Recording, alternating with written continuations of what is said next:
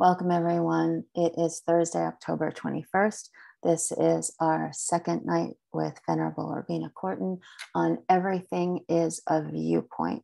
We had a great session last night. I'm happy you're all here and certainly thrilled that Venerable Robina is back with us. So we can turn to our refuge and bodhicitta prayers. Would you like me to drop the slides, Venerable Robina? I think it's nice if we can see them, yes, and I'll lead them, and then people can just read if they like, yes, or if they know the prayer. Fantastic. Thank you. Go ahead. There we go. So we just always the same. I always repeat what it is, and it's important to know what we're doing. The first two lines are for those of us who kind of feel we've already committed to being a Buddhist, so it's kind of reiterating our reliance on the Buddha and his teachings. And the second two lines are stating this marvelous kind of motivation, purpose, or goal for being together, listening to these teachings. And that is, we're going to listen to these teachings to take some tools from these advice so that we can develop our marvelous potential, no matter how long it takes, to become a Buddha, so then we can be of perfect benefit to others. That's our long-term goal, you know. Okay, so I'll say it in English the first time with a few extra words just to get it clear what we're saying. And then we can sing it twice in Tibetan. So we're saying, until we are enlightened, we're going to rely upon the Buddha, his teachings, and the spiritual community.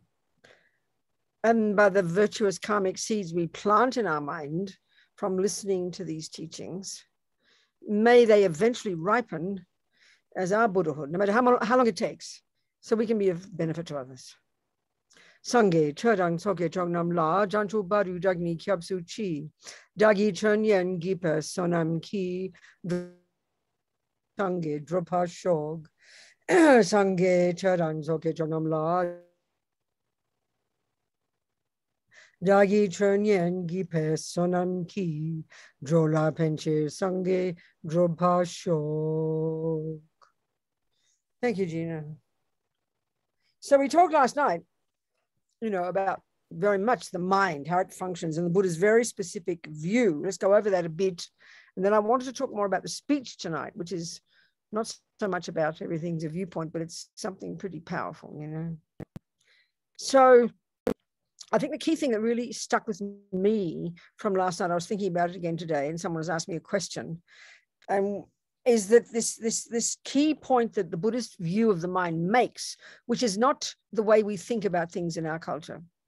So, for example, let's say you see or read about something awful that a person does.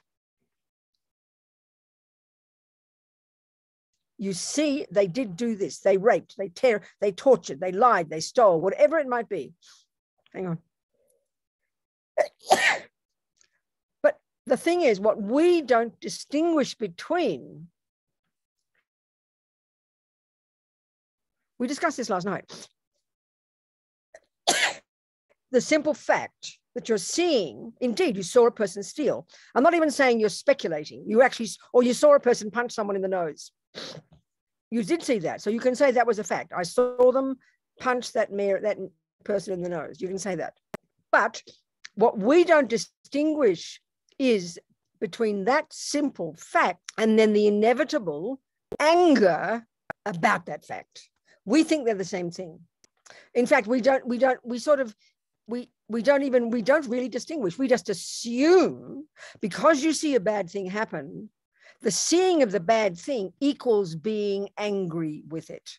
So like we discussed last night, you know, just like the opposite so there's a chocolate plate on the cake, the chocolate cake on the plate. That's a fact. Like the person punching, that's a fact. What happens is, you know, enormous attachment arises, and then that makes the cake look incredibly delicious, divine, and you grasp to get it. So then when we hear Buddha say, well, you've got, you know, not appropriate to have attachment because it exaggerates and it's not valid. So then we think giving up attachment to cake, we chuck out the bathwater and think, oh, well, the cake must be ugly, because we're not distinguishing between the fact, like I said last night, that might be the cake that won the blue ribbon. It might indeed, relatively speaking, conventionally speaking, according to the laws of cake making, it might well be the best chocolate cake possible.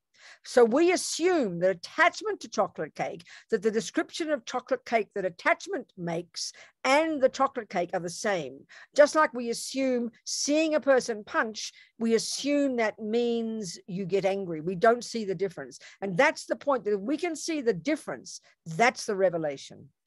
Then we can see the world, we can have intelligence, we can have wisdom, we can see there's a chocolate cake, there's a person punching, but we don't get angry and we don't get attached. Now that's what's almost impossible in the way we understand it in the world, you know, and this is the key to understanding the job of being a Buddhist, which of course means you've got to distinguish what attachment is and what is aversion, what are their function, what in this assessment of that punch and that chocolate cake. And that's the viewpoint piece. So you could argue that that's a chocolate cake. Even that is a viewpoint. From the more subtle point of view, from the final wisdom point of view, it is a chocolate cake conventionally, but ultimately, no. You can even say that's still a viewpoint. But on the relative conventional level, it fits the definition of a chocolate cake. No problem. Don't chuck that out. That fits the definition of a punch. This is the point. And so how are you going to do that distinguishing if you don't study the Buddhist view and know precisely what is attachment, what is aversion? And if we don't, we can make an idea. We can say what we think attachment is, but that's not enough. I'm sorry. You have to know precisely. So like we're talking, they are viewpoints. In other words, the Buddhist view is at the mental, we have mental consciousness and we have sensory consciousness. So sensory consciousness is pretty straightforward, but still, this is again a revelation for us when we understand the Buddha's view. So, you know, let's say, I use the example of always my thermos. Where is my thermos today? Here it is with my trusty. Okay, so this is a really interesting point. I'll say, Mummy, what's that? You know, she'll say, well, sweetheart, that's called a thermos. Now, we know the label. I hear the label, but I have no idea of what it is. And this is already proving that everything's a viewpoint, everything's merely labeled by the mind.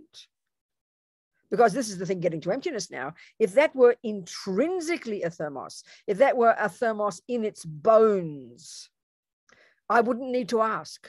It would be evident that it's a thermos. This is the conclusion, that if something were inherently true, you'd know it already. So the fact that I have to ask, what is that? That proves that it has no intrinsic nature, because you don't know what it is. You have to ask. That means it's called label. We call it that. We invented it. Who invented thermoses? Humans did. Our minds invented thermoses. So that even proves very simply everything comes from the mind. We invent them, you know. Didn't fall out of a tree. So what is it? She tells me the label. And then I'll say, what is it? Because I don't know. I don't know what its job is. I don't know what its function is. Another word, I don't know what its meaning is. So she'll give me the definition. Well, darling, she'll say, as you can see, it's a flat-bottomed metal container. That's the first part of the definition. It tells you its conventional characteristics. But I still don't know what it is. This is the crucial part of it. Then she'll say, I say, but what does it do? And she'll give me the final part of the definition, which is what actually tells us that's its function. Oh, sweetheart, it keeps my tea warm. Now, to really even get it established conventionally that this is validly a thermos, you have to prove that it fits the definition. Well, that's easy enough. She puts the tea in there. We put the lid on. 2 hours later, we go back and we prove that it's still warm. So now she's proven that it is what you define it as. This is how you establish something as existing. And even this alone, if we could get this clear on the planet, we'd all be in heaven. So we not only don't know the ultimate meaning of something, we don't even know the conventional meaning of something. We make up our own rubbish, you know. So even knowing the conventional reality of something is already a step forward. Now, but this is the interesting point. We've got sensory consciousness and we have mental consciousness. Now, look at the difference. This is a revelation too. This tells us the Buddhist approach to the mind and how we cognize things and how we make a complete mess of those cognitions most of the time. Okay, so if you use your eye consciousness, your sensory consciousnesses, your eye consciousness, ear consciousness, nose consciousness, etc. Consciousness is known in general as the capacity for cognition, but also a specific one, a moment of your cognition. That's an eye consciousness. And so what is that? What is the function of the senses? They're very limited in their capacity for cognition. So you show that in front of my face. My eye consciousness will only actually cognize two things: shape and color. It does not have the capacity to cognize a thermos. Why? Because that's the function of mental consciousness. Mental consciousness. We have mental consciousness and we have sensory consciousness. But this is the problem. As Lama Yeshe says, we make the body the boss. So we never think for 1 second that I'm not cognizing with my eyes. You know, oh, what a beautiful thermos, I will say. I mean, I chose this on, you know, online because I liked the design, the shape and the color, and it suited my mind. Which part of my mind? My mental consciousness, my tendency is I like that particular shape, that particular color. So I call it a well-designed thermos. Now that's not the capacity of your eyes or the other senses. That's the function of your mental consciousness. Now, what part of your mental consciousness? Buddha is asserting we've got these much subtler levels of mental cognition, mental consciousness, which are non-conceptual. Now, the best we can do is just hear the words. We can't imagine that because we don't posit such a level of mind in modern psychology and in neuroscience. We only posit the grosser level, which is called conceptuality, which is how we began.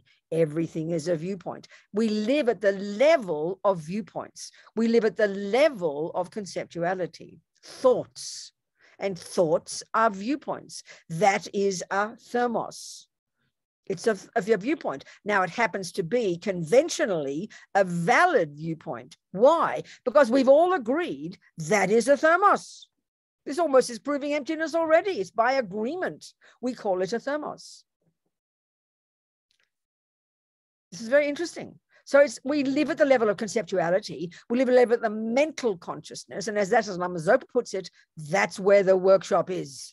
That's what we've got to do, all the unpacking and unraveling and deconstructing. That's where the chaos is and where all the mess is and all the dramas. And fortunately, that's where our potential for Buddhahood exists. We start at that level. And then when we learn to get single-pointed concentration, where we completely subdued the berserk uncontrolled conceptuality, and we can get to the level of subtler cognition, and we can get to do our Mahamudra meditation, and we can get to realize emptiness and so on and so forth at a subtler level. But the way we live at the moment, the way we live at the level of our senses. And as Lama Yeshe says, we make the body the boss. As far as we are concerned, our sensory experiences run the show. If you feel good in your body, you think you had a happy day. If you don't feel good, even the slightest knee ache, everything is distressing, you know, life is miserable. So our sensory awarenesses dominate our lives and we confuse our cognitions all the time. So there we go. Where's my boyfriend tonight? I must have to have somebody else. Timothy Brown. Oh, no, there he is. There's Claude. I nearly chose another boyfriend, Claude. I saw you. There's Claude. So let's say I've got attachment in my mind, and remember, the valid cognition is there is Claude. Like that's a thermos. We all agree this is the person called Claude. He's not Mary or Fred, you know. So that's a valid cognition. That's Claude.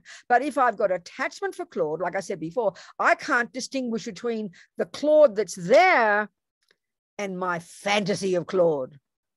This is the problem. Now, but even before that, what my eye consciousness sees Claude. And we know if you're in love with Claude, you just see him from the distance, already you're in bliss.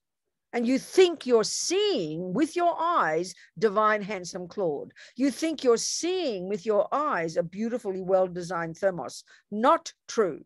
Your eyes can only see shape and color. And handsome divine Claude is your mental consciousness, a series of viewpoints based on attachment that paints a divine picture of Claude that then which story I then believe is the objective truth, like as if deliciousness is coursing through his veins along with his blood.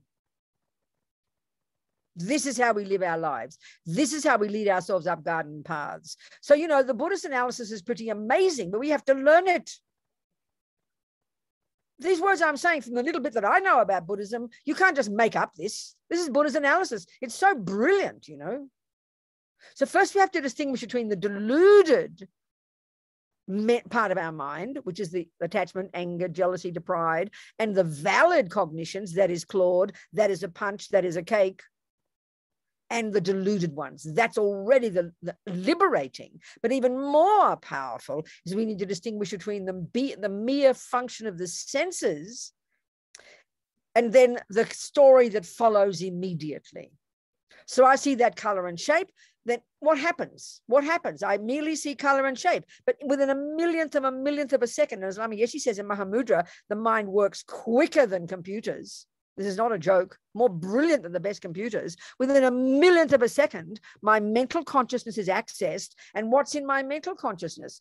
All my thoughts, all my opinions, all my viewpoints, billions of them. And we bring them from past lives. This is also what's utterly fascinating in Buddhist psychology. There's not a single thing that any being experiences in their mind, millisecond by millisecond, that goes astray. Everything is stored in the mental consciousness as memories. That's why you can get clairvoyance. That's why when you're a Buddha, you can literally see everything that exists. There's nothing that you can't cognize, because everything is stored in the mind. This is so powerful. So we come into this life, first of all, with karmic imprints, tendencies, and then we come stored with these billions of memories. We can't access 99% of them. Of course we can't. But the little bit that we have, and I have, so I've remembered that's Claude. I remember he's divine. I've built up this big drama in my mind. And so he appears to me as if my eyes are seeing a divine, handsome Claude. They're not. My mind makes up that story. And this is proven it's a story because, as we discussed yesterday, when I discover he cheats on me, what happens to my story? I chuck out those conceptual stories and a bunch of new conceptual stories come up, disgusting, ugly, revolting Claude. We know this. And it's as if your eyes are seeing an ugly person. We know these experiences.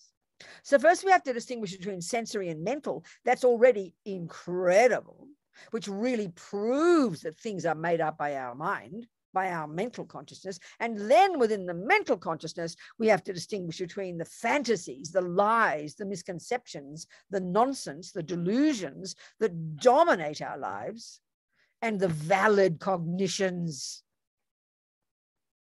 This is the job of being a Buddhist, okay? And it's a big, intense job, second by second. This is how you get enlightened. This is the job from here to Buddhahood.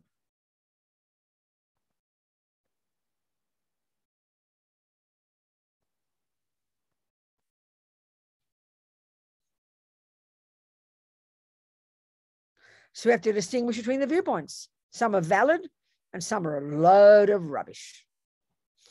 And we believe in the load of rubbish ones. That's our tragedy. And we don't even know they're a load of rubbish. We don't even know they are not valid concepts. I mean, it's such a peculiar way to say it. Your therapist doesn't talk like this. Well, they do to some degree. There's some kind of therapy called, what is it called? Cognitive behavioral therapy, you know, by changing your actual concepts, you change the way you exist. That's Buddha's deal. Buddha's your first cognitive therapist, I tell you, no doubt about it. So all of this, of course, implies an incredibly sophisticated awareness of what the hell is going on in our mind second by second. And that's so difficult because why? Because from the second we wake up in the morning until the second we're asleep at night, where's all our attention going? The external world, the objects of the senses. They completely dominate our lives. The objects of the senses, and then instantly kicking into our opinions about them, our viewpoints about them, you know. So we have to learn to develop some kind of skill to distinguish between the nonsense in our mind and the valid states. To know what is true and what is not. That's being a Buddhist, I tell you. So that's really a summary of what we talked about last night. So maybe you've got any questions about that. I mean, we'll see if we happens about going into the speech one. But any questions since last night, and certainly the last 30 minutes, any questions? 23 minutes, 20 minutes, because I was late. And yes. Colette has a question. Colette, yes, sweetheart. Hold on, Colette, we can't hear you. Unmute, Colette. There she goes. Well done. There you go. How are you? Thank you for your brilliant talks. I really enjoyed that. Good. Now, taking the information you've given, I've got this little scenario and I don't know how to deal with it. For example, I've been playing in the summer this game of pickleball with a group of lovely people, but there's one lady there who just picks on me, picks on me, picks on me. I use the wings of wisdom and compassion. Don't be like her. She must be hurting, da, da, da. It's all great until she takes the pickleball paddle and just smacks me with it violently just because she thought it would be funny. I didn't even think about this. My head whipped around like Satan, and I flew into a rage, and I told her I was going to take her down to the 7th level of hells. And I'm thinking, where did that come from? I understand. Like, it must be stored in my sense, but I mean, I had no control to even look at the mind. I understand. It's a very good example. Absolutely. So is she a close friend or just a distant friend or what? It's just an acquaintance. But the thing is, I haven't gone back to play there because even though I feel compassion and wisdom, blah, blah, blah, I'm scared she's going to hit me again. And I don't know how to deal with this. Well, that's another discussion, whether you're scared of it. But the interesting point is what happened was basically, you know, you were trying to practice, you were trying to be patient, you were trying to be kind, but your attachment wasn't, increasingly didn't get what it wanted. And then your anger started to rise. And then that was the straw that broke the camel's back, and out came the anger, isn't it? Now, but this is violence. There you go. And probably you shocked yourself as much as her. Yeah. Well, so, okay, this is an interesting point, because remember I said last night, maybe today we talk about speech. This is where this practice comes in. This is the interesting point, Colette. If we look at the world and just forget about rapists and murderers and all that, just look at the fights that we have in relationships. Look at the arguments we have. Look at the dramas in families, children and parents, parents with each other, mummies and daddies, God knows what. Have a look at it. I mean, the fighting is when we speak, isn't it? We mightn't hit each other, but the fighting is from the speech. Would you agree with that? Yeah. And look at the damage. This is what's so fascinating in the Buddhist approach. There are levels of practice, you know, the very first level of practice. And this sounds odd to us in our culture, because what happens is, for us in our culture, you know, the methods we have to deal with our problems, we call it psychologists, we call it counselors, we call it therapists. And of course, we wait until it's really serious before we go to a therapist. If you went to a therapist and said, well, you know, I'm beginning to feel quite angry thoughts, but I haven't actually said anything yet to my husband, she'd almost say, well, it's a bit soon. Don't come, wait till you want to kill him. So we tend in our culture to have a view that it's only when it's really serious do you go to the therapist. Well, for me, that is insane as saying you wait till your wheels are falling off the freeway at 100 miles an hour before you decide to go to a bloody mechanic. We know, and this is it's a simple example, but it's so profound. We know when it comes to our houses, our plumbing, our electricity, our bodies, even if we're reasonable, you know, our hair, our cars, we have maintenance. We understand maintenance. You maintain your things before the problems start. But the total tragedy is we don't have that view about our mind. We think we got to suffocate. We just think, oh, I'm feeling terrible. I'm so depressed.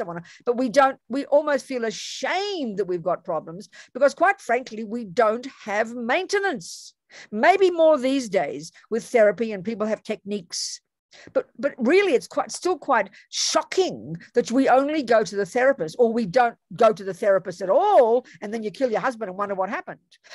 And that's your example is such a brilliant one. I mean, it's clear you're a nice person. You don't go around smashing everybody in the face. You're just like you're a very nice person. You obviously try to practice, and there you were actually trying to be kind, thinking you were being kind, and then suddenly out came these words. Now that's just the proof that if we understand the first level of practice, which is already stupendous, is consciously making the decision and making the effort every day. Forget about controlling the mind, Colette, to control the servants of the mind, which is your speech.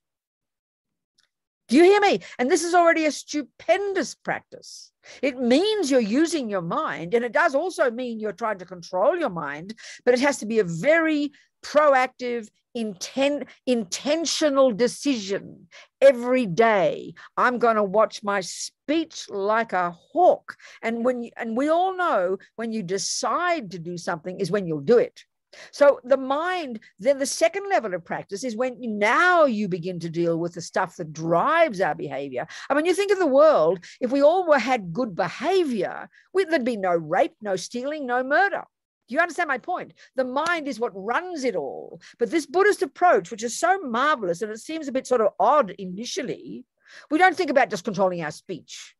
But this is already powerful. Already it's tremendous to do it. Then we have the luxury of being able to be aware of what the hell is going on in the mind beneath it. And if you could do this, you wouldn't have said those words. You wouldn't have harmed that woman, or harmed yourself for that matter, but words harm other people. And once you've got the words out, it's going to be very hard for you to forget them and for her to forget them. Do you understand?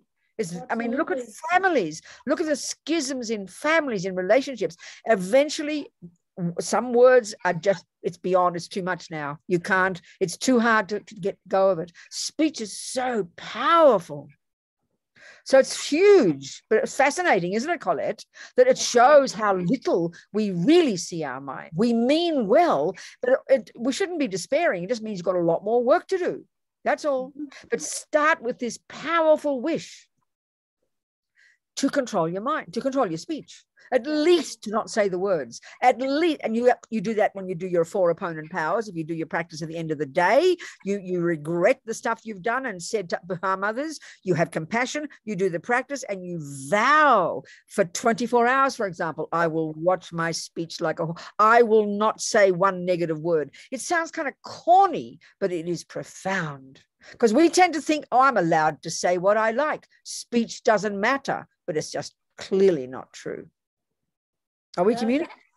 That's wonderful. I will set, when I do my sitting practice in the morning, I will actually set that intention, and I will write it down to reinforce it. I never thought of doing it. I know we don't think this way. And when it's intentional, you know very well, if you make a firm decision to do something, you won't forget your decision. Mm-hmm. And just you've got to do it. Not just feel guilty or a bad person. I hope I don't speak bad words again. I will watch my speech for 24 hours or 10 or 5 or whatever you think, And then that's the first level. Then you can deal with the pain and the hurt privately, in your mind. Thank you. It's very much. But it's very powerful. Thank you, Colette. And that you're not, that's everybody has an experience like this. There's no doubt. So that's why I think, again, it's surprising to us to think you have a practice called controlling the speech. That's why there's this wonderful meditation in our center here in where I am in Santa Fe. We do a morning meditation, 7 o'clock every weekday. And the one I always like to do when I lead it, it's this month, it's on the Monday morning at 7 a.m. Mountain time. It's actually a meditation called Blessing the Speech. It sounds so cute. And I love this practice. It's actually reciting the Sanskrit syllables. It's said to be so powerful. They're the syllables that make up all the mantras. And it's a very sweet visualization. And it's really kind of powerful because the way the Buddhists talk is speech is the most powerful thing of all. Buddha's gift to us is his words, so we need our speech even in daily life to be useful. You need your speech to be understood. You need your speech to be considered to be reasonable. You need to be believed.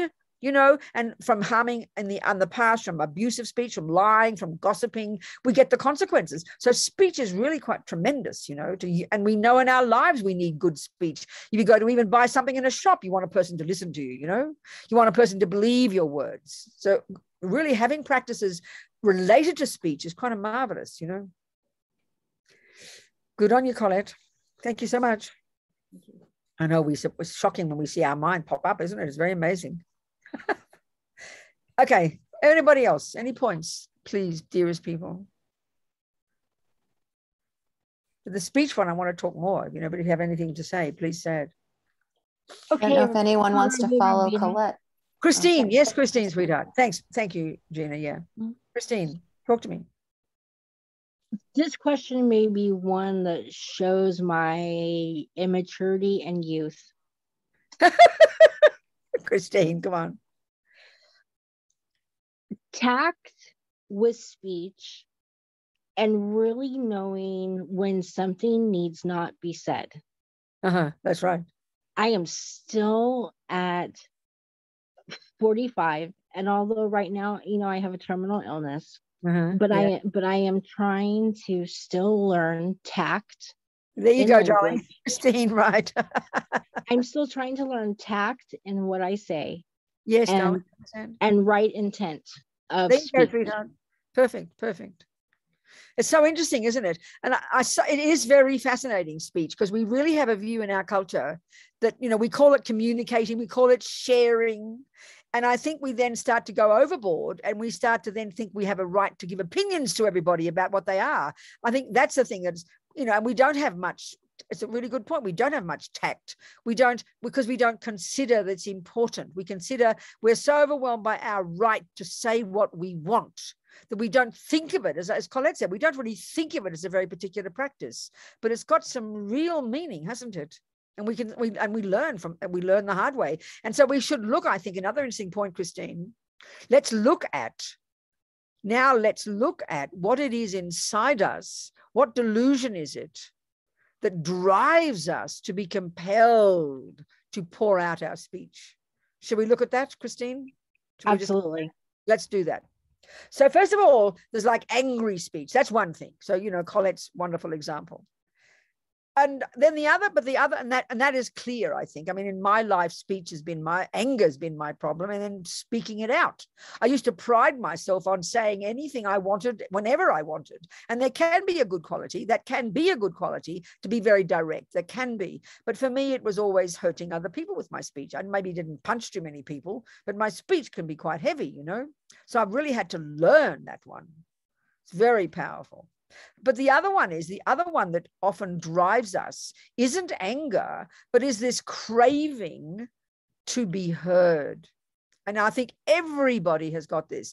This is the subtlest attachment of all. I mean, we talk about attachment to cakes and attachment to sex and attachment to music or whatever. But the most primordial attachment we all have that's so utterly drives all of us, that's so hard to see because it's so normal. And they call it in Buddhist psychology, they call it, and it sounds odd, attachment to reputation. But look at it. What it means is we have this emotional hunger to be seen and approved of by other people. Now, when we understand attachment is the symptom, the way Buddha describes it. It's a symptom of like a half a person. You feel empty, you feel bereft, you feel lonely, or you feel hungry, emotionally hungry. So you eat the cake, you get this, you get that. But the deepest way it manifests in all of us to one degree or another is this craving to be seen and heard, which tells us that we have very little self-respect. If you already saw and heard yourself, if you were fulfilled in yourself, you would not have a craving to be heard by others. So, you know, we have this as a deeply instinctive one, and it pours out our mouth. So I think this is behind for most of us. So there's no control. I mean, forget the one about anger. This is another one that, and it doesn't on the face of it seem offensive just blah, we all blah, blah, blah together, you know. I mean, when we're with a group of people, we can see it sometimes. We all kind of rush in to say something, and we don't even listen to the other person because we can't wait to say what we want to say. And we can see it sometimes in big groups. It's almost like a joke. Nobody's listening to a single word anybody says. Everybody's blurting out their own opinions, blurting out because we're all dying to be heard, all dying to be seen and heard and approved of. And it sounds kind of shocking, but if we look at it, it's very primordial, you know. So then on the other hand, indeed, there are some people who also have attachment to be seen and heard, but have very controlled speech. But the downside for those people is that they're very hidden and secret. And maybe that person has to do a bit more speaking. So you've got to look at your own mind. You know, you've got to see the kind of person you are. So this yearning, that's why words pour out of our mouths. I see it on airplanes. I haven't been on airplanes for 18 months, but I'm going to be going on airplanes again very soon. As I said yesterday, off to Europe in the end of November. But I'd be on lots of airplanes, and you'd see how people would pair, you know, two strangers next to each other, and how they start to talk. And within 2 hours, they've told each other their life story, you know. You'll never see each other again, but it's quite powerful. But I remember this one particular two people, I think it's 2 men or 2 women, I can't remember. But one was just, you know, the other one asked a polite question, and then the other person started to answer and didn't stop for 2 hours. And it was like not being unkind, you know, but it was so clear that even just being asked a question about yourself, maybe nobody ever asked her a question. And this is not uncommon. People live in total lonely isolation, even in relationships, especially you have a bitter relationship, and the husband doesn't even look at you, doesn't talk to you. You're like invisible. So we have this yearning to be heard. And one kind person asks a question, and your heart pours out, you know. It was really poignant. Because we need, so we've got to ask ourselves the question. We've got to ask ourselves the question. First of all, and this sounds so shocking, I wonder why I have a craving to be liked. Because being approved of just means being liked. You've got to ask yourself, and why do I need to be liked? And we say, what a stupid question. It's normal to be liked.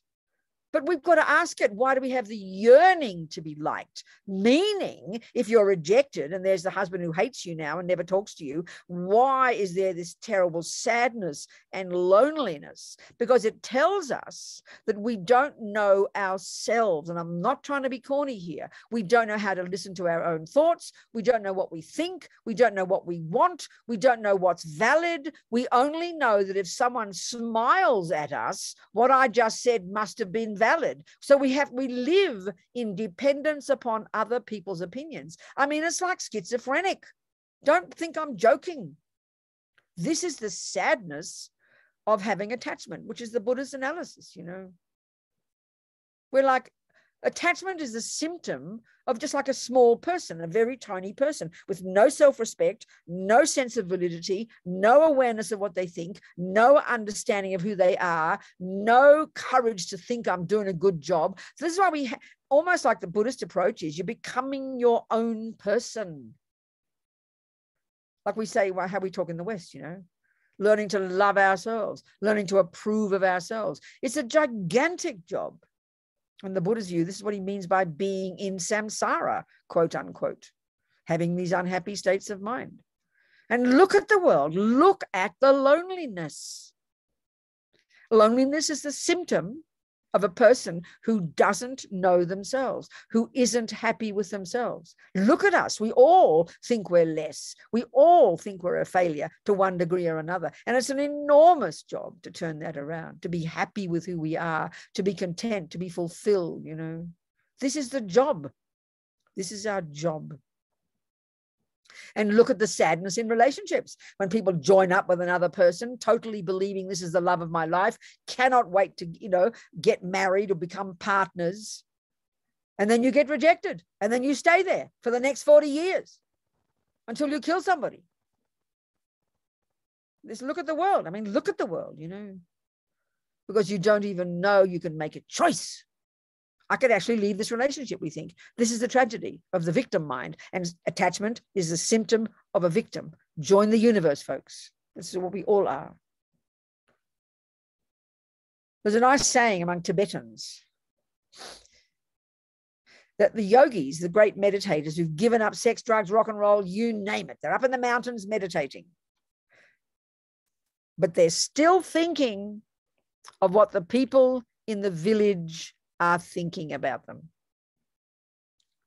That's this attachment to being seen and heard and liked, approved of. We all crave to be approved of. I mean, you walk down the street and someone looks mean at you. We take it personally. You're in the freeway and a car blasts his horn at you. We have a panic attack and you don't even know who the person is, but you feel offended because somebody who's invisible to you showed he didn't like you. It shows how fragile we are, you know. It's very fascinating. And so pouring words out of our mouths is a symptom of this. It's like no awareness. And this is Colette's point. It's so fascinating. You know, she's trying to be kind, believing she's really trying to practice. And all of a sudden, so it really shows how little we do know our minds and how much hard work we need to do, not to be depressed about it. It's a real learning, you know. What do you think makes that fragility? What, sweetheart? Say it again a different way.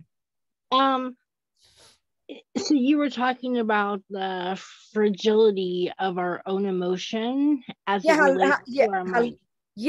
Well, the Buddha's analysis, I'm just giving you, all I can do is talk, you know, give me the Buddhist analysis that we've got this thing that's called attachment, which sounds so cute and simple, this deep emotional hunger. And the Buddha would say we've had it for countless lives and we come programmed with it. So that's what our work is, to learn to lessen that attachment, which means to grow who we are ourselves in ourselves, to become strong and confident and fulfilled within ourselves. That's one way of saying what giving up attachment means. It mightn't be evident initially, those words, because it's not how we think in modern psychology. Attachment is this emotional hunger that just thinks we're less than we are. Do you hear what I'm saying, Christine? A little bit. Yes, absolutely. Yes, I do. Yeah. So it's a full-on job, you know. I mean, it's a full-on job to become our own person. I love that saying. We say it in our own culture, to become our own person, to have enough courage to know who we are and become content with who we are. Now, I think this is fascinating in our psychological models. I think that our whole society is based, it kind of thinks that the way you become a reasonable person is in reference to others, by becoming a social person. We have a feeling, I think, in our culture that you have to become who you are in relation to others. That's why I think in our culture, psychologically, the idea of going off into a retreat, even for a month, to be on your own, sounds a very weird thing to do. How can you become your own person on your own? The only way to become your own person is in reference to others. And I think look at our culture. You know, these days it's maybe not seen as so weird to not have a partner. But, you know, even 50 years ago, you were considered completely bizarre, especially if you're a woman, if you didn't have a partner. You're not a real person. So that's our view, I think, in our culture. So the Buddhist approach is we need to do the inner work, and having a retreat is the most powerful way to do it, because then you're literally learning to know your own self deeply and well, and to unpack and unravel your own mind and recognize the delusions, recognize the sources of your own pain, and developing your own marvelous qualities. I mean, you must do it on your own. That's why in our own houses, and this is where for me, again, now with families, you know, like in my family, there were 7 children. I mean, my mother was a musician. My father was a journalist. They didn't make much money, but they suddenly had 8 babies in 9 years. I mean, God almighty, you know. And my mother was determined to educate us at the best Catholic convents. And of course, they were expensive because they're private schools. I always joke that she still owes the bills 60, 70 years later. I mean, she's dead, of course, because she wanted the best for her beloved children, you know. But we didn't have enough beds. They ran out of beds. They had 8 children. One died. There were 7 of us, so we had to share beds. We rotated, you know. Now these 7 little volatile, and we're all bossy. I mean, what, 6 girls and a boy at the end. Tony, my poor brother, you know. But my sisters are all like me. All talk fast. All bossy girls. All, you know, A-type, whatever you call it. variations of it, all bossy girls. So there's very intense environments, 7 little children all piled on top of each other. And of course, with families, we tend to think, oh, there are the kids, and you pile all the kids together. But excuse me, each kid is an individual, separate human being. Okay, we didn't have the money or the resources to have our own bedroom. What a joke, not to mention our own educator, our own nanny or whatever. But I mean, each individual child needs so much intensive work to help that person become a real person. But all the children are just kind of chucked together, and you kind of, it's like survival mode, you know. So each of us manifested our own crazy personalities. I just got angry and was a bully with every one of my sisters, you know. I was the naughtiest girl in the family, and I never thought for 1 minute, what's wrong here? What should I have instead? What would help me? I didn't know that. I just lived in this family with lots of children fighting and yelling and screaming. My father getting drunk, and just dramas and fights, all these bubbling, you know. So then one time, then while I was so naughty when I was like 12, I always joke that I was kind of started to stole my mother's earrings and her lipstick and her high heels. And I started walking up and down our main road, trying to seduce the greengrocer's son, you know. And my mother found out, and she had a complete panic attack. I was like 12, I think. It was about the time of Elvis, 1956. I was 12. So my mother freaked out and sent me to boarding school, the same convent that I went to school. But this is what's fascinating. Overnight, I became a saint, because the goodness was in me. I was in love with God. I was in love with Our Lady, the saints. I went to mass. But here's this volatile environment. And to expect 7 little volatile children to behave nicely with each other is completely insane. And it's the same with families. I mean, you know, you live in the same bed as your husband. Most of us aren't rich. You don't have a spare room. You're in each other's face all day. Don't be surprised that you fight. But don't blame yourself. Of course, it's the mind that's the problem, but we need physical space. I mean, I turned into a saint overnight because suddenly my external conditions changed. I had my own bed, not my own room, but I had curtains between the other girls. I went to mass every morning. I had discipline. I studied for the first time. It was like a revelation for me. The same with my gangster friends in prison. These boys in Los Angeles living in the gangs, it's all they know. The environment is so powerful. They get sent to prison. They become these amazing Buddhist practitioners. So what I'm getting at here is this point. The Buddha's point is, of course, the mind is the main problem. But the speech, already, if you control that, you've solved so many problems. But not only that, if we understood the power of the physical conditions, so that volatile family environment, not blaming anybody, of course this volatile little bully came out, but put me in another environment where there was discipline and structure, I became a completely different person. The virtues in me began to grow. It was such a revelation to me, but I would never have known that was missing. I didn't know to say, Mum, I need to go to boarding school. I need a bit of space. We know the word now, we need space. We get it, you know, but I didn't get that when I was a kid. My mother didn't get it. She's an intelligent woman. And I think 99% of our problems would be cancelled out. 1, if we control our speech, but 2, if we give ourselves reasonable physical conditions. Get some space. Have your own room if you can. Know that that's a really crucial part of your daily development, especially if you're dealing with lots of people. It's just common sense, but it seems like a revelation to us, you know. I mean, most, you know, I always say it, it's true. The UN or something says, it's something like, you know, 40% of all women who get murdered, people who get murdered, but mostly women, they're murdered by the bloke in the same bed. I'm not surprised. Just in The Guardian, I read a story and saw a video, was from the police videos of this woman, this sweet lady. She came out of the house and she said, yes, I stabbed him. He's in the kitchen. I did stab him. Yes, I'm prepared to admit it. And because he's a mean bully and I hope he's dead. And she's speaking like this on the cameras. It's hilarious. And then she's apologizing for being a nuisance to the policeman. So you can imagine this woman putting up with this bully husband for 40 years and it never occurred to her to leave. This is how we are so demented. This is how we don't know our own minds, you know. This nice lady with a nice haircut. Oh, I'm a bit cold. Can I have my coat, please? You're so funny. You know, she's hilarious. Yes, I did stab him. I'm confessing everything. I did stab him. And he said, you're not going to do it. And I said, I will. And I did it twice. Everything was like hilarious almost, this woman. But you can imagine for 40 years, there she is putting up with this bully. And one day, I mean, talk about Colette's, you know, words coming out the mouth. Glad you didn't have a knife, Colette.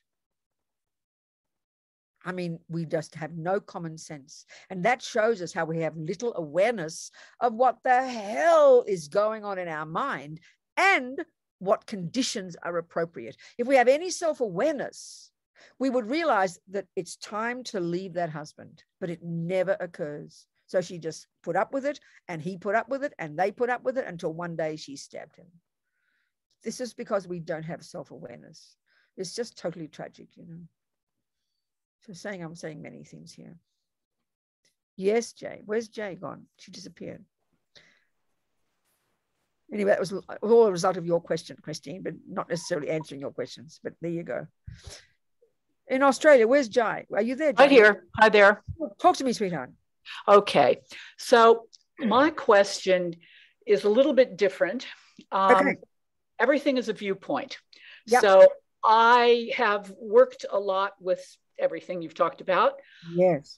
And I'm also working with trying to get a concept of emptiness. Okay.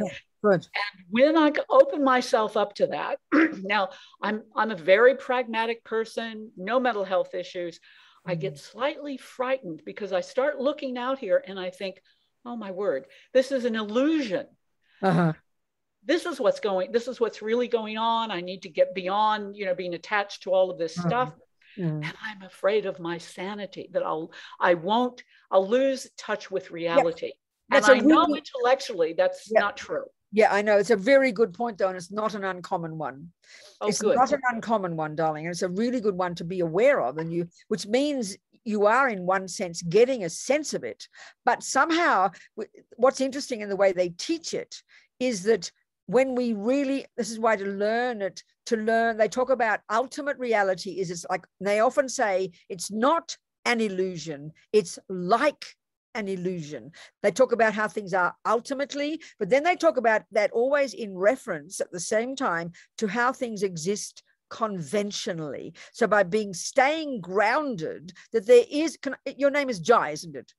I pronounce it Jay, actually. Sorry, okay, Jay. So there is a Jay, there is a husband, there is a mug, there is a cup, there is this, but not from its own side. It's like an illusion. As Lama Zopa says, it's not an illusion, it's like an illusion, which means you're not going to chuck the baby out with the bathwater and become nihilistic. So they talk about, Lama Zopa says, they talk about conventional truth, which is you establish the thermos. It is a thermos. It keeps your tea warm. And then you say, ultimately, there's no thermos. It's like an illusion. It's a story we've made up. But you always see that story we've made up in reference to the fact that no matter, there still is a thermos there that keeps your tea warm. So in other words, this like an illusion or this emptiness doesn't contradict reality.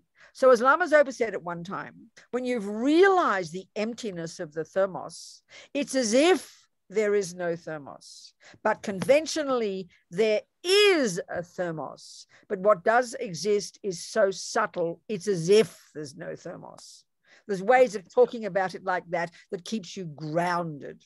Okay. Are you with me? Can you hear that? Yeah, I am. Yeah. So they talk about the two truths, conventional truth. Yes. And ultimate truth. And one of the commonest mistakes about ultimate truth is we chuck the baby out of the bathwater, and that's when the fear comes. Yep. Okay. All right. Yep. I'll work on that some more. It's a really good point. Thank you, darling. Thank you. Thank you so much, Jay. Jay. Thank you, Jay. Thank you. So thank you so much. Good. Anybody else? Come on. Stephanie had a question, but we think you answered it as you continued. It was about the interaction of right speech and self-cherishing. That's a good, please ask the question. That sounds good. That was it. How does right speech and self-cherishing interact? The I says some very poor things. Who was asked the question? It was Stephanie. I don't know if she can. Are you here, Stephanie, darling? I'd love to talk out loud. I'm here. Let's have a conversation, sweetheart. Ask it a bit more. Add a bit more words to it. So it's interesting. I'm able to see that my speech gets better when I let go of the I, when I let go of the ego. Good. Okay, that makes total sense. Yeah, so okay, let's look at that. That's a really good point, Stephanie. And this is Christine's point, I think. I mean, one of the things, how, not saying Christine is like that, but what I was mentioning was when we have not much awareness, when we're very caught up in ourselves and very self-conscious, very low self-esteem, and then someone says, how are you? And suddenly you're like that woman on the airplane, next 2 hours pouring out the heart, you know, because that person's not being heard by others, but especially not being heard by themselves, which is the symptom also of being totally self-centered. And it's not being cruel. When we feel sorry for a woman like that. We think the poor one, no one's loving her, but actually she's being totally self-centered. That's why her speech just pours out, because she doesn't have enough awareness of herself. And so it's not criticizing us. Buddha's telling us that our self-cherishing and our selfishness and all the rest, they are why we suffer, and they are why we are so why we're not conscious in a good way. So as soon as you're thinking about other people, as soon as you're trying to be kind to another person, reaching out to another person, then you're thinking more of that person, and there's less of the unhappy self-consciousness, you know. So then naturally we're more, I mean, if it's coming from a genuine place, then we're naturally more contained. It really makes sense, because you've extended yourself to encompass another. It really makes sense. It makes total sense. Yes. Does that sound right, Stephanie? You know, for me, it's interesting because the more I think about right speech, the less I have to say. No, it's true, sweetheart. It's a very interesting point. Let me tell you how I like to frame it for myself, using this nice analogy that a bird needs 2 wings. So the wisdom wing, which is all kind of really the work that we're discussing here, the work about ourselves, understanding ourselves, knowing our mind, unpacking and unraveling, seeing what's going on, lessening attachment, lessening anger, growing self-confidence, growing self-contentment. That's the wisdom wing, speaking simply. So now, then you've got the compassion wing. So strictly speaking, it's really right. You listen to this, Stephanie. So from the wisdom wing point of view, which is the work you do on yourself, it's very personal. The only reason to speak to somebody is if you want to clarify something that'll help you get to see yourself more, like going to your therapist. The only other reason to speak is if it's going to be of benefit to others, which is the compassion wing. So really, with you, so then let's say you hello, hi, Mary, how are you? That's the first thing you'd say. How are you, Mary? Because you're with another person, you try to act that it's for the other person's sake. How are you? Oh, really? And you listen to the other person. Now, if they ask you how you are, you say, oh, I'm really well, even if you're having a fight with your husband, because it's not appropriate that they hear your private life. So you say, I'm doing very well. And that's it. There isn't much reason to say something. It really is true, Stephanie. And it seems quite shocking. If we do an analysis of the word we say throughout the day, much of it is unconscious. Much of it is just pouring out what our feelings are, giving all our opinions, wanting to be heard. Very rarely are the words we say of benefit to others. There's just this uncontrolled blah, blah, blah. So right speech has got pretty powerful meaning. You know, it's true. So then, you know, and if you really are working on your own mind very well, okay, if you're not working on your mind, then as we say in our culture, it's very nice. You wear your heart on your sleeve. If you haven't seen me for 10 years, let's say, and you've just, you know, if you're not working on your mind, and I'm your old friend, and I'll say, how are you, Stephanie? You'll burst into tears and you'll tell me your whole heart, which is maybe okay. But if you're really working on yourself, and you even just had a divorce from your husband, I wouldn't necessarily even be able to tell that you're having a problem, because you're not wearing your heart on your sleeve, because you're dealing with yourself internally. And you'd say, I'm very well, Robina, how are you? And so really we can see the more we learn to do this inner job of becoming aware and conscious and working on our minds, the more content we become and the more contained, and therefore the more aware of others and able to then be of use to others, which is the compassion wing. It's another way of saying it, isn't it? Yeah. Thank you. Thank you so much. Thank you, darling. Thank you, Stephanie. Yes, people, come on. More. It's another 30 minutes to go. Jay, yes, talk to me. So this brought up another issue. I know the value. I occasionally say to myself, you need to pray to Saint Fu. That's STFU. Because what's STFU? What's that? Saint Spell it out. Oh, I see. I hear it now. Go on and talk. Thank you. I haven't heard that before. I love it. Go on. Okay. So, but what I enjoy, and I have the thought that at least some of it is valuable. I have a lot of energy and I engage jokingly with people, always in a careful way. I never put down humor, but I kind of question, I'm torn about whether I just need to be quiet. I know what you're saying, Jad. No, I know. And I think we've all got different personalities, you know. So I think to be joking, if you're sincere in your heart to be kind to other people, there's nothing wrong with that. It's wonderful. Talk about the weather, talk about the football, make jokes, but we have to see what's happening inside. We have to be aware of where it's coming from, you know. And for me, it's coming from love. Okay, then it's my way of expressing that. But if it's coming from love, you'll know when to shut up and you'll know when to say something. Okay. That's the point. You understand, darling? I do. Thank you. Yeah, absolutely. Go on, people. What else? This is all very helpful. Good discussions. What else, people?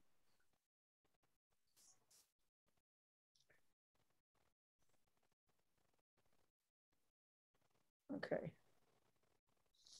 We do have another question from Colette again. Colette, yes, talk to me. Talk to me. Unmute.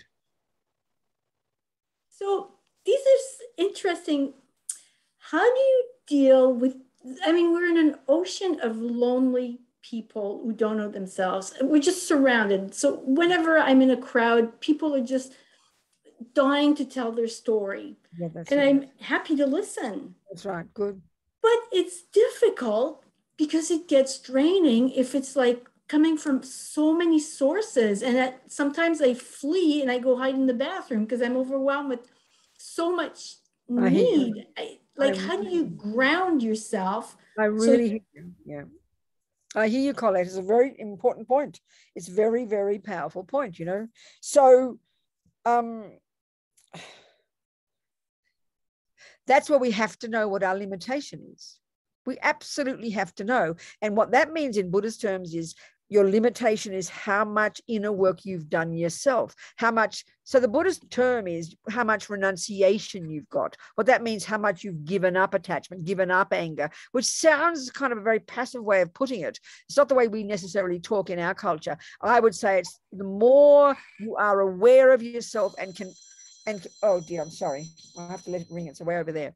The more you know yourself, the more content you are within yourself, the less needy you are, the less distressed you are, the more you can handle others. And that is the real point in Buddhist practice. The whole Lam Rim, if you're aware of it, the very first stage is all the wisdom wing. You've got to work on yourself. And then to the degree to which you've accomplished that is the degree of your compassion and your ability to handle others.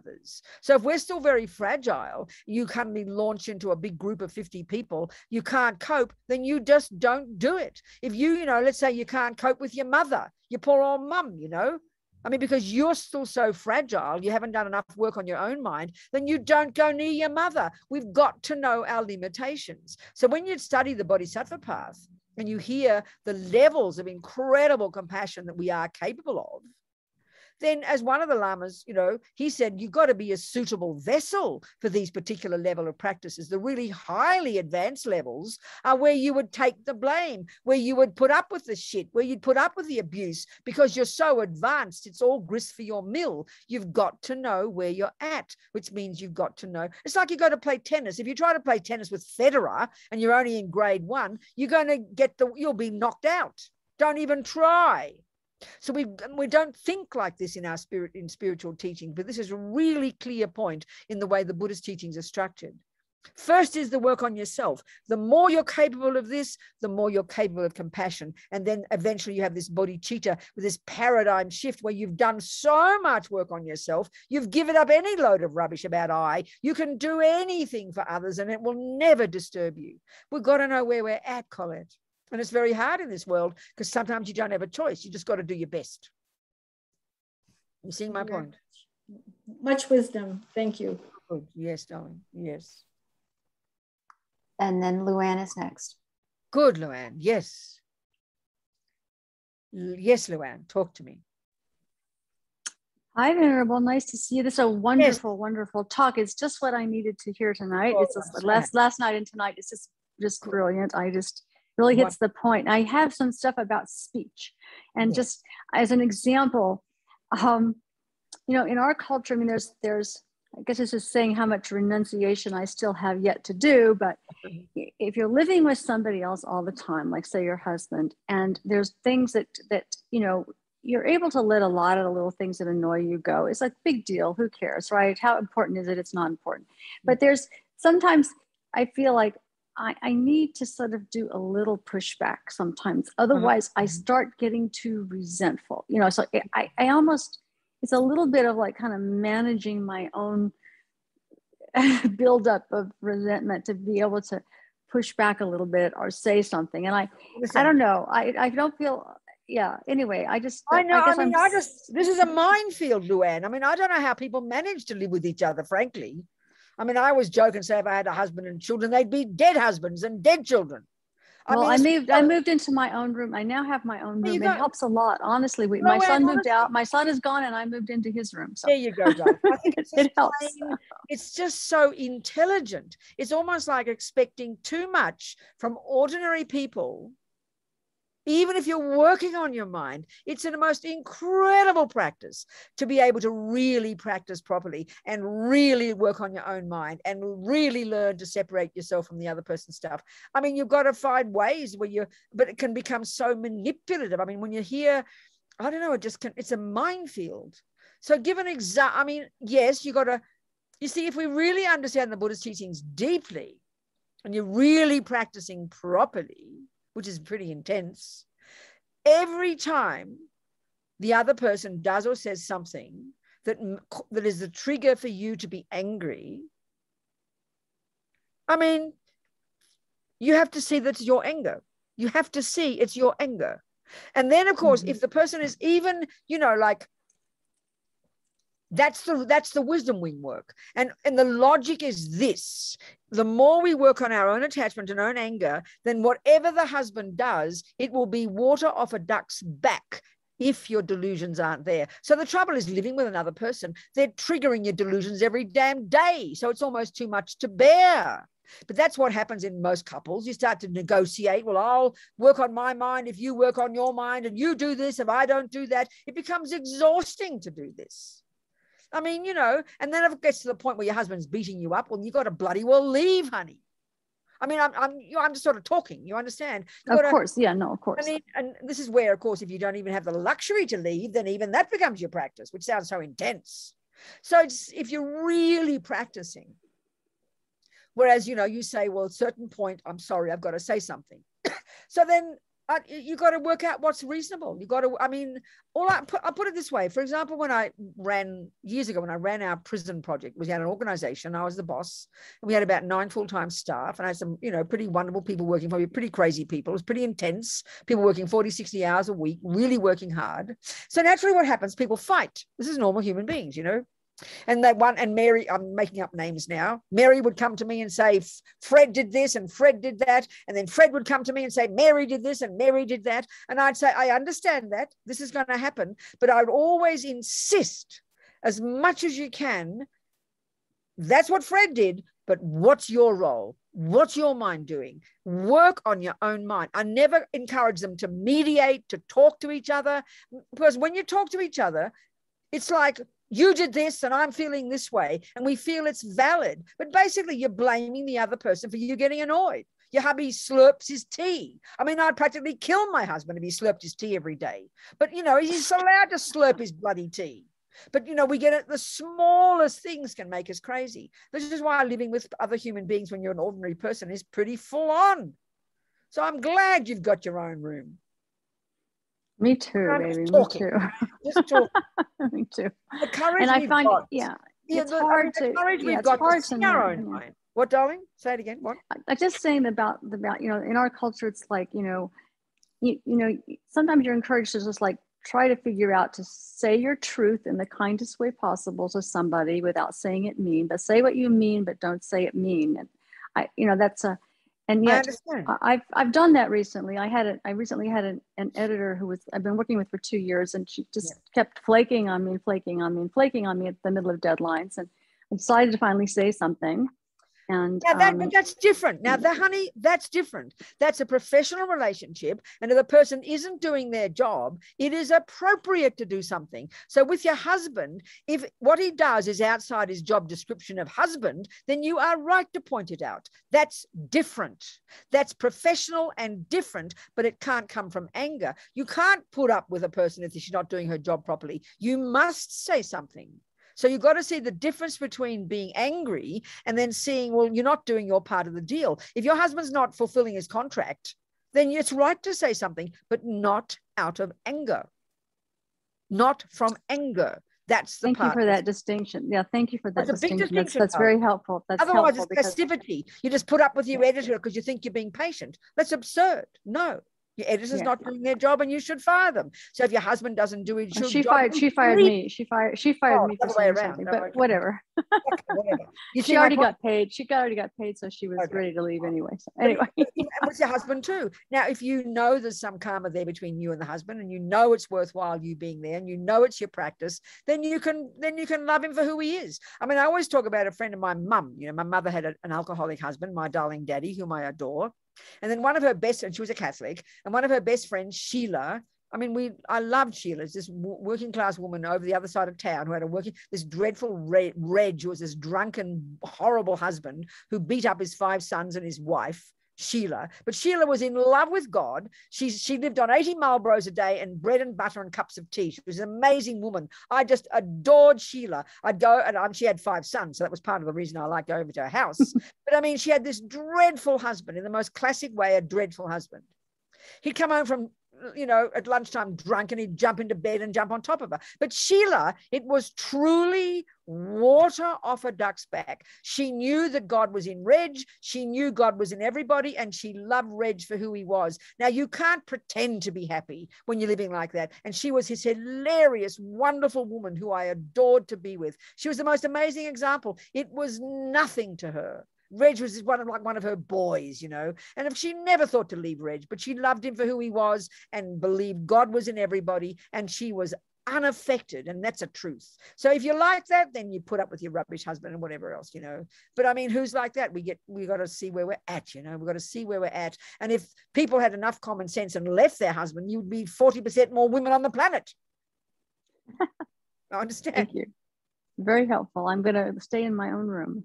There you go.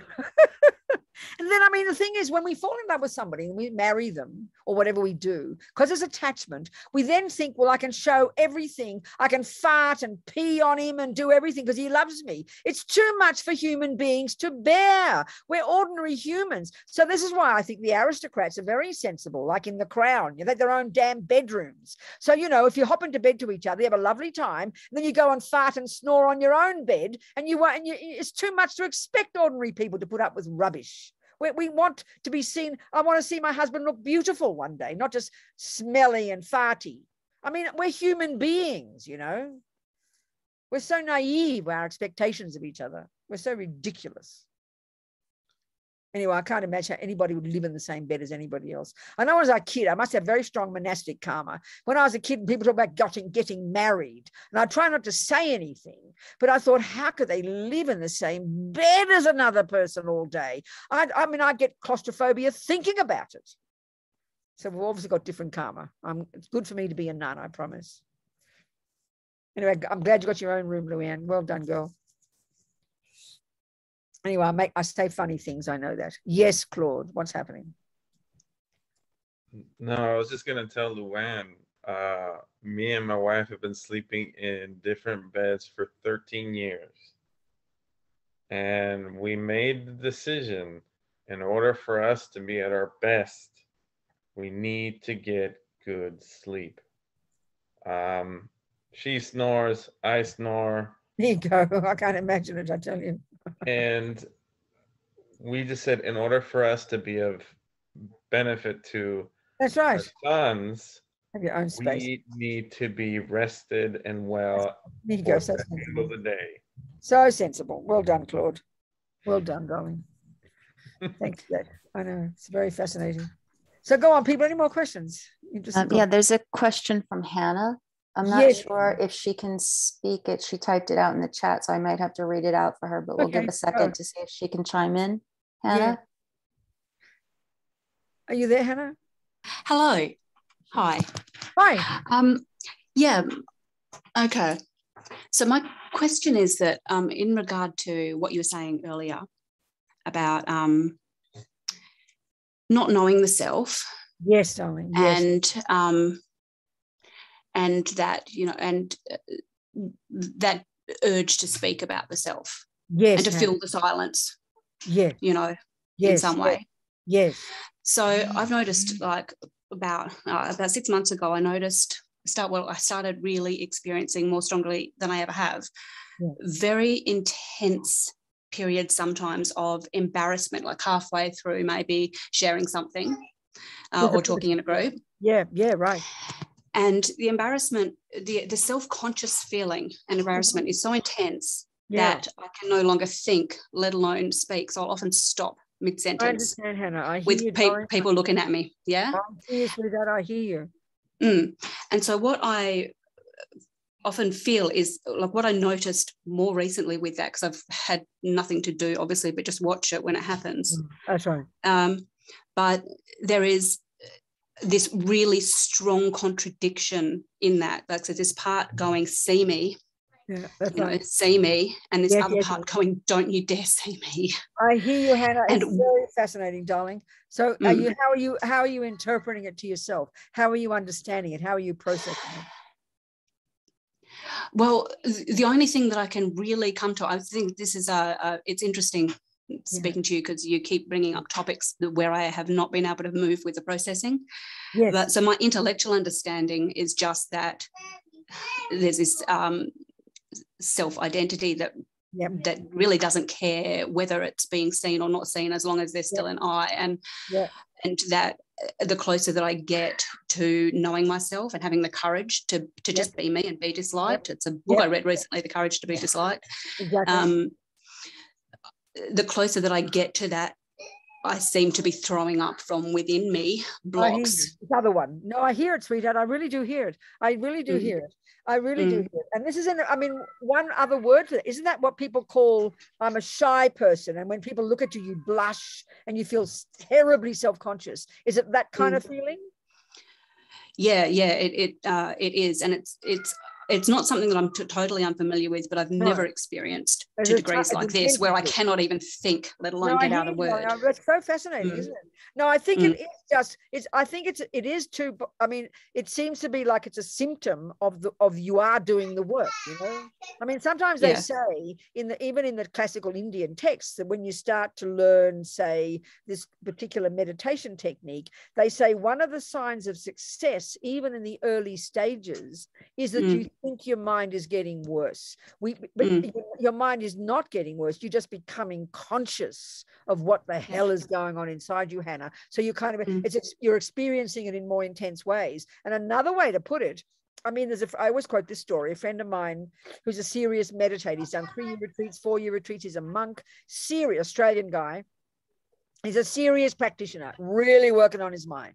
And at some point, he had like waves of unbelievable rage and arrogance and anger. That the kind of, in other words, his particular delusions, like yours, you seem to be like a patient person and a fairly shy person, you know. So that's coming up even more vividly for you. Well, for him, this was just pouring out. He was really distressed, and he went to Lama Zopa and he said, and Lama Zopa laughed and said, "Fantastic! The dirt has to come out. The dirt has to come out." So sometimes our own particular tendencies can look much more powerful. My sense is it's just that. So in a way, it's a good sign, baby. So you keep working on yourself. You keep doing it, you know. Okay, that's cool. I just, thank you so much. I didn't know whether there was more to add to that or whether I was just seeing it and just keep watching it. I think it's great. I think it's just because you're working on, if you weren't working on yourself, It's a bit like if you go to the gym, you come home with pain you didn't even know you had. You come home with muscles you never met before, but that's a good pain. But if you sat and watched telly and had that pain, you should be worried. So when you're practicing, you're stirring up all the shit, girl. You've got, like a friend of mine who's a therapist says, you're having your hands in your own shit. So we see it more vividly and it comes up more vividly. I think it's a good sign. I don't know. Just keep working at yourself, girl. You think you're doing well. You're moving forward. You're doing what you have to do to, you know. You think you're doing well? Good. Yeah, I think so. Keep moving. Hannah. Interesting. Okay. Yeah.